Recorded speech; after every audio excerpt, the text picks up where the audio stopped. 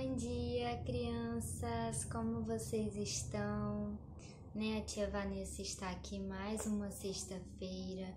Vamos aprender sobre o Evangelho, mas hoje nós vamos estudar sobre uma pessoa que é muito especial. Sabem quem é? É o nosso querido Allan Kardec, né? Estamos hoje, dia 1º de outubro, iniciando o mês. E é o mês do aniversário de nascimento, do nosso querido Allan Kardec, que nasceu em 3 de outubro.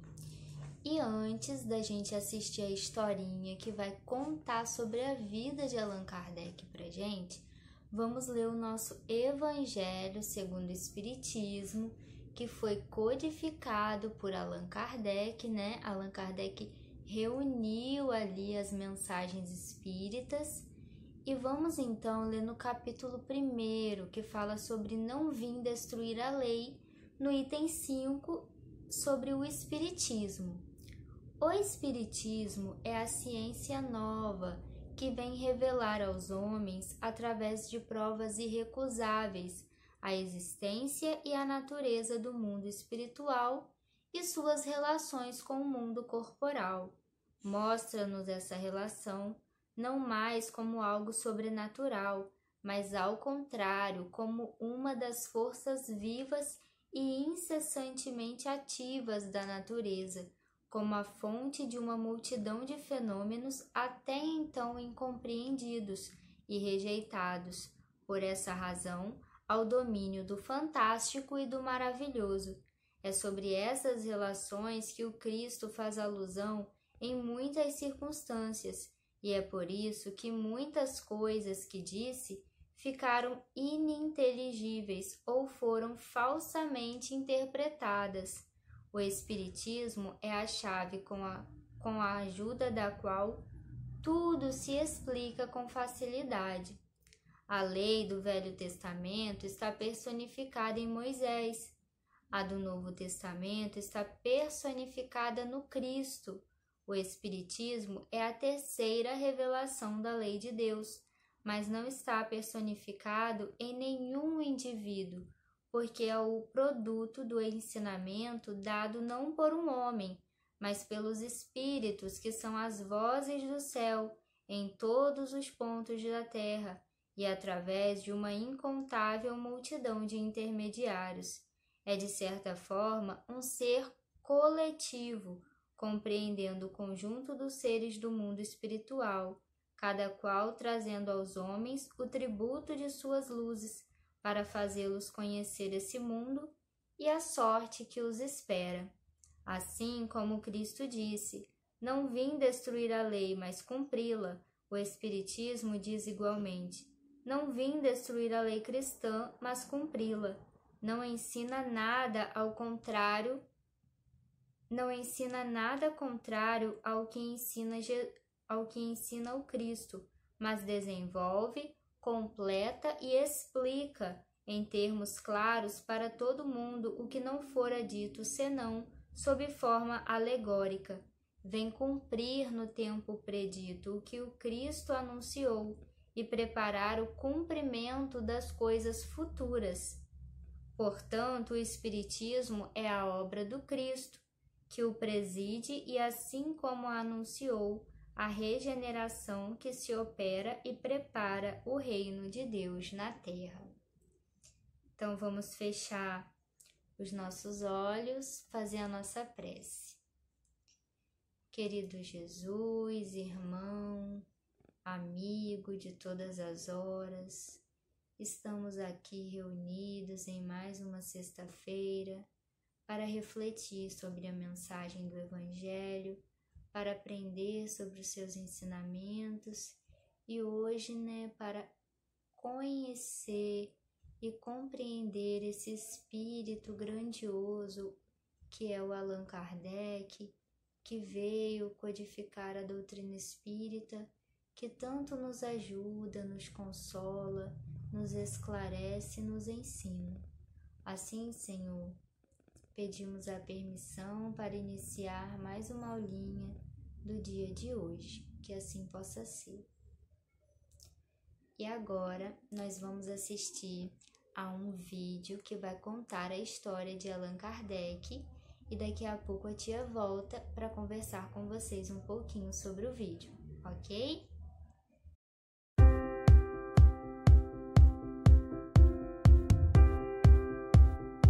Quem foi Allan Kardec? Nesta manhã de primavera, era dia de evangelização. Bom dia, crianças! Como passaram a semana? Eu passei bem, tirei 10 no dever da escola. Eu ganhei um brinquedo legal, mamãe comprou no bazar do centro. Eu também passei bem. E você, Maurício? Passei bem, mas sinto saudades do vovô que morreu de coronavírus. Tia Mônica, como sabemos que ele está no plano espiritual? Alguém de lá já voltou para nos contar? Podemos dizer que sim, e é sobre isso a aula de hoje. Em outra época, na cidade de Paris, ocorreu um fenômeno muito curioso. As mesas de um salão começaram a se mexer, e parecia que se mexiam sozinhas, pois não havia nada ao redor para produzir os movimentos. As pessoas ficaram espantadas, mas depois começaram a se divertir. Até que um rapaz resolveu chamar um amigo para tentar descobrir o que estava acontecendo.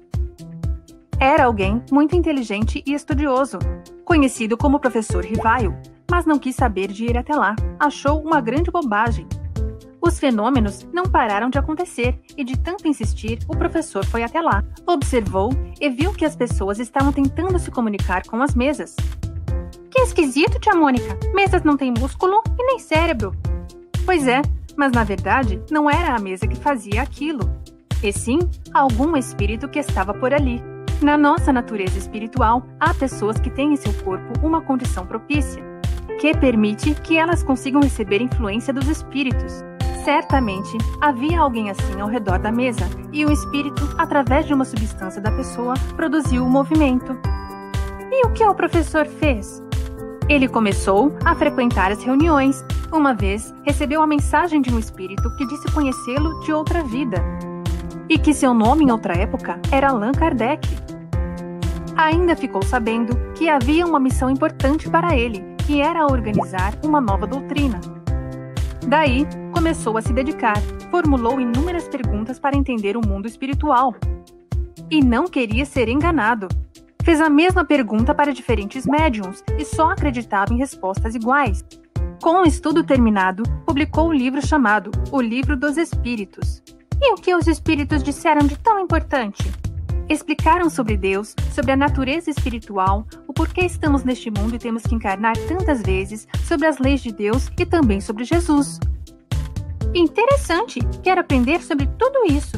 Muito bem, Maurício, nunca deixe de estudar. Até mais, pessoal!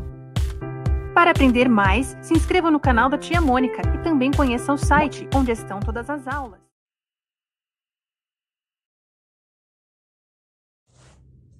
E então, vocês prestaram atenção na aulinha?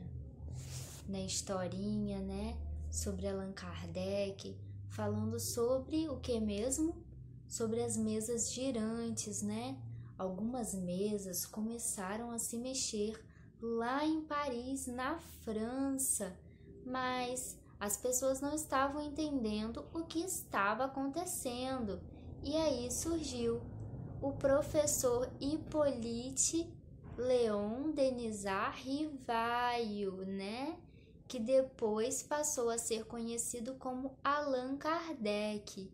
E esse professor, que era muito estudioso, ele começou a investigar por que as mesas estavam se movimentando, né? E então, através das experiências, das observações, ele entendeu que ali existia uma inteligência, né? Porque as mesas são objetos e objetos não se movem, né? Objetos não têm vida própria. E então ele descobriu que eram espíritos inteligentes que estavam fazendo movimentar aquelas mesas. Então ele passou a estudar e ele passou a organizar a doutrina espírita, não é? Ele reuniu várias mensagens que foram enviadas a eles, ditadas pelos espíritos, né? Os espíritos de desencarnados. e então ele construiu, né? Ele organizou o livro o Evangelho segundo o Espiritismo, além de outros livros também, né? O primeiro livro que ele codificou, né, que ele escreveu juntamente com os espíritos, foi o Livro dos Espíritos, que a gente também estuda na nossa evangelização, não é?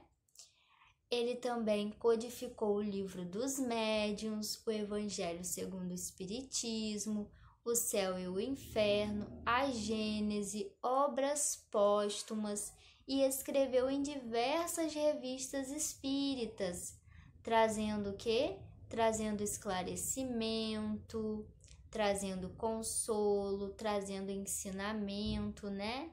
Nos ajudando a conhecer essa doutrina maravilhosa. E assim Allan Kardec se dedicou ao longo de toda a sua vida ao Espiritismo, à divulgação dessa doutrina tão maravilhosa.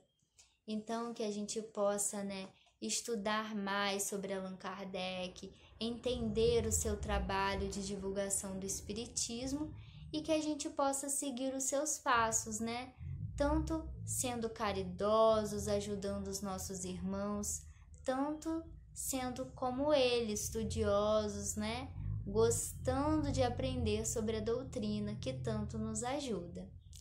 Então, essa foi a aulinha de hoje. Eu espero que vocês tenham gostado, que vocês tenham também aprendido sobre, né, a vida de Allan Kardec, sobre a divulgação da doutrina e que possamos estar cada vez mais fortalecidos nessa doutrina.